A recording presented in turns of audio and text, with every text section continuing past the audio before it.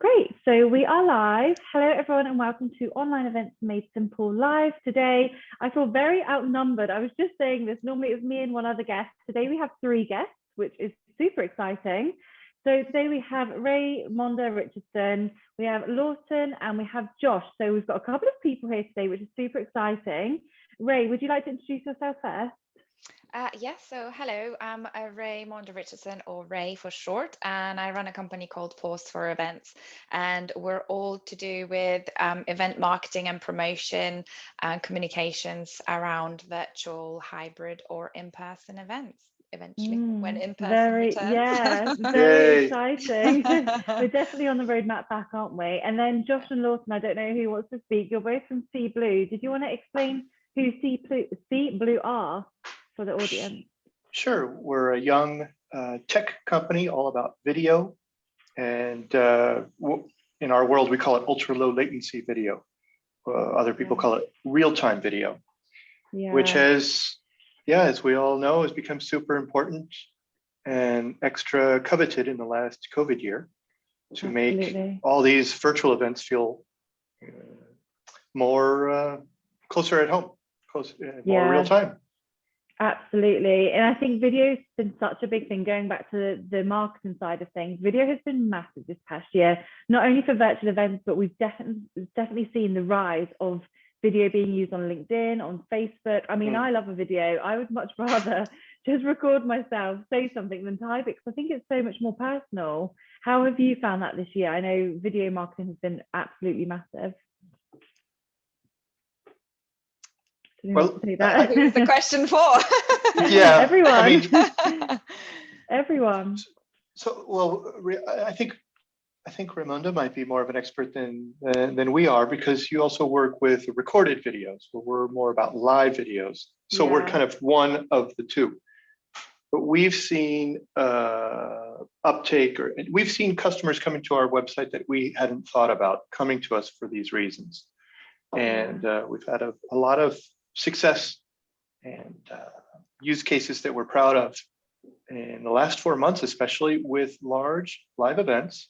And our customers were happy because it was so real time. They were able to interact. The viewers were able to vote, were able to send up emojis and such things. They were able to type chat, and what was typed and read was timing with what they saw in the video. So even though we've been doing this COVID thing for a year, for us, we actually noticed this uptick and incoming demand to our website for the last 4 or 5 months. So it's still growing is our impression. Definitely. And how have you found that, Ray? I know video marketing has been absolutely massive. Everyone I speak to have said, you know, the rise in the past year. YouTube's always been big, but in terms of actually video going onto LinkedIn, it's all I see now, which I love. I think it's so much more engaging. Yeah, absolutely. Hands down, video has taken over, I think, all other forms. So you can see such difference to impact engagement, to kind of engagement bookings even level, to once you get the video out there. Especially what I like doing is sort of like sneak peeks to an event. Whether it's a little sneak peek of a speaker, introducing themselves or talking about what they're going to cover, that works so well in terms of getting that engagement and kind of putting yourself across to the audience. So yeah, no, definitely. And Ray, you started your company a few years ago now. How have you found the change in the past year in terms of marketing, event marketing? I mean, I think everyone's had a bit of shift in the mindset. So everyone's kind of, like we said, have been forced into virtual events, and now slowly we're going back to live. How are you finding that affecting kind of event marketing out there? So the biggest impact has been just the sheer noise of everything on social. There's just been so much more noise out there. But what I've seen, certainly over a sort of lockdown time, that it's the value, and it's about showcasing that in the right way to your audience, rather than just running an event or let's meet on Zoom for the sake of it sort of thing. It's a lot more about, right, what's in it for me? How can I showcase that and make sure that it's worth people's time in sort of getting in front of them? So it's the value side of things that I've seen a big rise on. Yeah, definitely. And over to See Blue, I mean, you've obviously seen a massive rise in the need for pre-recorded content. I mean, when it comes to marketing, it's so essential with these virtual events, which we're all attending at the moment, that if people are paying to go to an event, they're expecting these, fine, proper, nice streamed pre-recorded content. How have you seen that in the past year? So yes, the performance, or the fact that the video is stable and that it works, and it works for everybody, whether that person is living in a city with really good connectivity to the internet, or if they're in a mountain somewhere. Those are why people come to us. Those are the challenges that we address. And sometimes people come to us with some more difficult geographies. It's not all Western Europe and North America. We've done some really cool stuff in Latin America, for example. And the other reason they come to us, again, it's what Raimonda was saying. Now that everybody is doing this, you've got to make your event maybe a little more interesting, a little more fun, a little more worthwhile. So true, yeah. And that's where that interactive part is. We've got some new partners and customers in Germany that have taught us some stuff about this world and how they're making things more interactive for their customers. So yeah, that's what we're seeing. Also, at these virtual events, you can, a meeting can happen at any time of the day. You might be connecting from your phone, you might be connecting from a computer, you might be connecting from a tablet. And that's another thing that we facilitate. We allow it to be deployable on any type of device, because it's absolutely unforeseeable what people will be connecting from. It might be an internet connected fridge, yeah, that sounds great. Everything is connected to the internet, everything has a screen.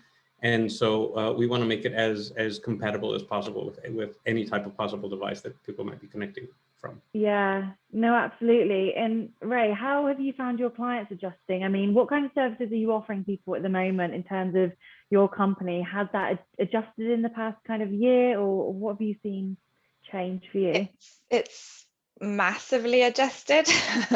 Mainly because pre-March 2020, it's all been in-person events, and now we're still not really talking about in-person events. So it's massively adjusted. In terms of the services that we provide, haven't changed that much, other than us having to do a lot more effort, I suppose, in terms of like investing in video and just standing out from the crowd a lot more. So, LinkedIn ads, Facebook ads, we've sort of invested a lot more in those kind of areas. So you have to be a bit more pushy, I suppose, now, in that sense. But in terms of like how my clients or our clients have adjusted, it's just kind of the mindset has changed completely in terms of just being open to virtual rather than, oh no, that's too scary, oh no, we can't do that, it's not going to work. Whereas now it's sort of everyone is so much more open. So in that sense, it's been a very good eye-opening experience. I think so many people were really nervous of virtual events, and I think people still are, because I don't think they understand the kind of complexity of them.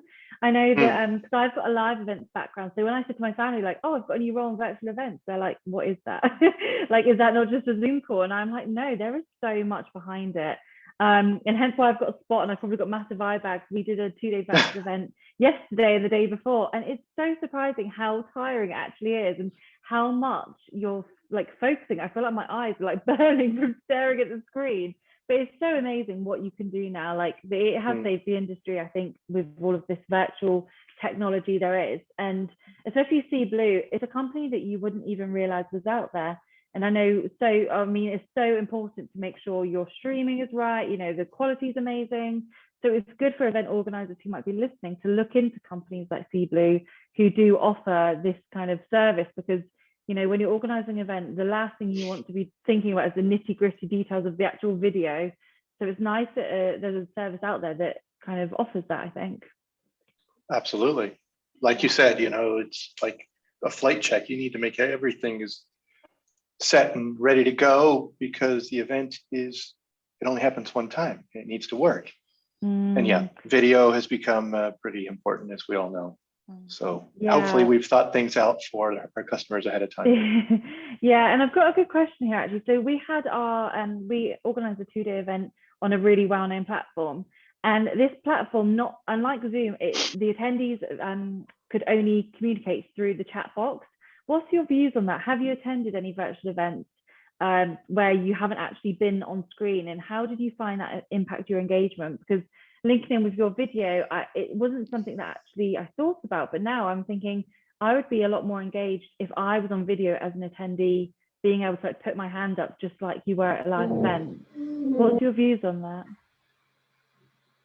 Well, I think there are two aspects to that. One is organizational. You know, you don't want everyone talking at once. You want to have a certain type of control there. But also, most platforms just don't support it. There are a lot of platforms out there that are really good. Zoom, for example, that just aren't very scalable. I mean, you can't do a Zoom call with 1,000 people. I mean, it's just untenable. CBlue obviously is scalable. We do provide the ability to have a bulletin board with 1,000 or 10,000 faces. Or the question is how do you implement it? How do you select people? How do you do breakout rooms? How do you connect one-on-one chats between two people who maybe find themselves in one conversation and want to go to another? But yeah, I think to your question, one of them is technical limitations, and the other one is logistical. You know, you do need a moderator if you're going to have a whole bunch of people connected at once. Yeah, that's a really good point. What's your views, Ray? Have you been to any virtual events? What's your views on them? Because I think everyone has very different opinions, don't they? Especially if you have a live event background as well. Yeah, for me, I'm always looking from the audience point of view and their experience of the event. Yeah.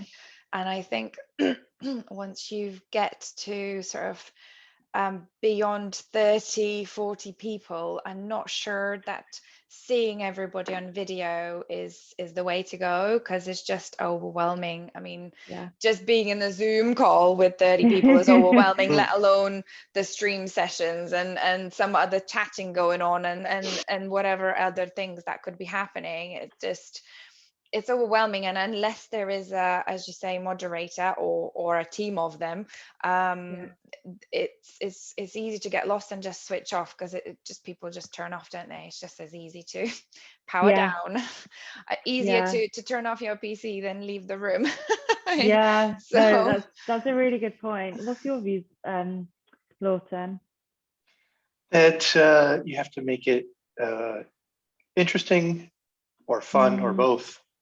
I used to look forward to events or something that might be educational, but because I've been so busy, especially because I've been at my desk all this time, you know, I go to fewer video events myself, you know, within the streaming industry, which is where we work primarily.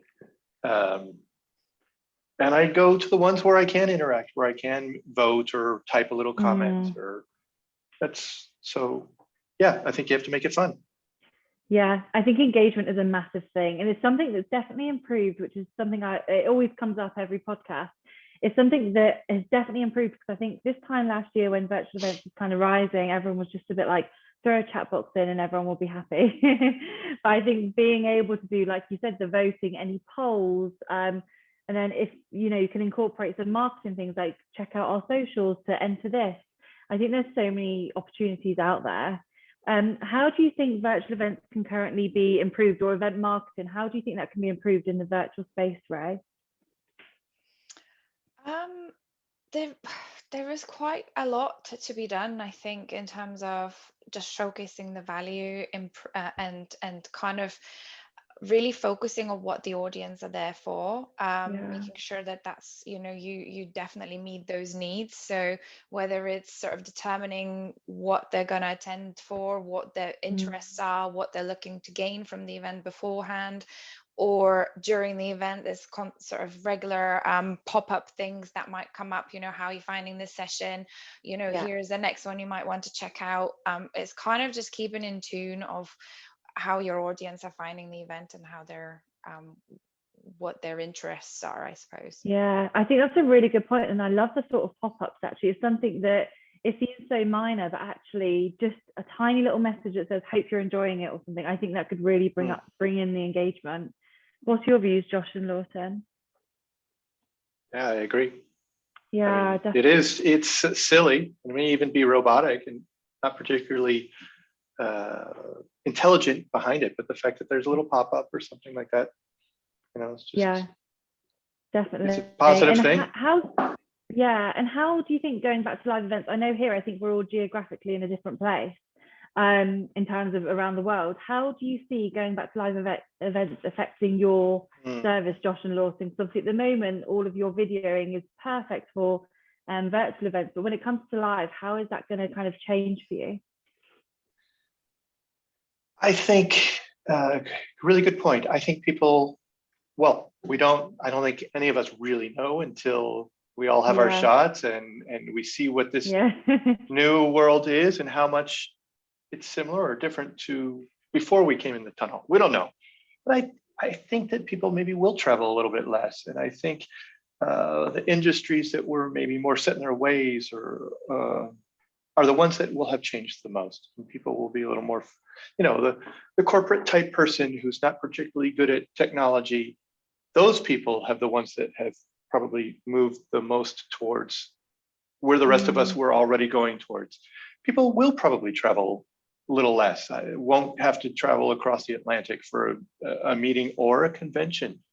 They'll realize that they can get a lot out of it and save time. So we don't know, but I think that there's some significant change to stay. We'll see. I think that the hybrid model makes a whole lot of sense. I mean, once you've invested in creating this online virtual access to your event, by shutting it down in favor of an in-person event, you're closing yourself off to people who either don't want to or can't travel in person. So you're limiting the people you're limiting your attendees, really. Absolutely. Completely agree with you there. I mean, so many people that come on this podcast, I said I probably would have never met if live events were still a thing, because I think communication has become amazing during this virtual, scenario that we've all been forced into. There's LinkedIn I go on LinkedIn more than my Facebook now, and I prefer it. I think it's so nice being able to communicate and just pop someone a like that someone you probably would have never come across at a live event.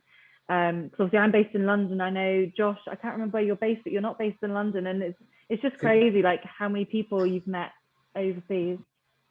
Absolutely. But one thing that COVID has done is it's proven the viability of virtual events. Something that IBC would not have shut down to say, I wonder if it'll work online, if it hadn't been for the pandemic. And so once it has proven its worth, its viability, I don't see a reason to go back exclusively to in-person. Absolutely. And Ray, where do you see it going? I mean, for your business, I don't know if you're hoping live events comes back or what works for you best, but where do you see it going now? We're kind of on the roadmap out. I think my business has gone quite a bit virtually focused now, to be fair, and we can serve a lot more clients. We can help a lot more events wise. I mean, I wasn't attending in-person stuff. I wasn't attending them anyway. Not sort of unless it was a massive summit or something. But sort of just on a smaller scale, events, in-person wasn't necessarily required. So, but the fact that we've tried virtual, we're so much more open to it. I think definitely hybrid. But in terms of sort of our focus at the minute is sort of education and value led and sort of really bringing sort of world leading experts and speakers and things to a bigger stage. And I see that virtual is only going to grow, I think, even more. Yeah, absolutely. It's been so lovely chatting. I knew that I was going to push the 20-minute mark. I always do. I ramble quite a lot. But it's been so nice speaking, and also it's so nice to bring people together. It's something that we've done a couple of times on the podcast, and it's just so nice because I think making connections, I mean, networking has been massive this past year. So it's nice to build the connections. Ray, if you want to come and reach out, where can they come and find you or to learn more about your business? Okay, so force4events.co.uk is our website. And on LinkedIn, you can simply just look for Raimonda in the search and connect with me on that. Nice and easy. We love that. And Josh, Lawton, where can people come and find you if they want to reach out or learn more about Sea Blue? Sure. Well, you can come to our website. It starts with the letter C, the letter E, blue, cblue.net. You can also find Josh and me on LinkedIn, of course. Just send us an invite and we can start chatting there as well. Happy to. Lovely. Brilliant. Thank you so much all for coming on today. And for everyone who tuned in, thanks for tuning in if you're listening live or on demand. If you've got any questions for any of the guests, then do please reach out to them. Or if you have any questions about taking your events online or need any help in terms of event technology, then do reach out to me on LinkedIn. My name is Rhiann Berry. We will see you all next Wednesday. I hope you have a fabulous week and are staying safe in this current world.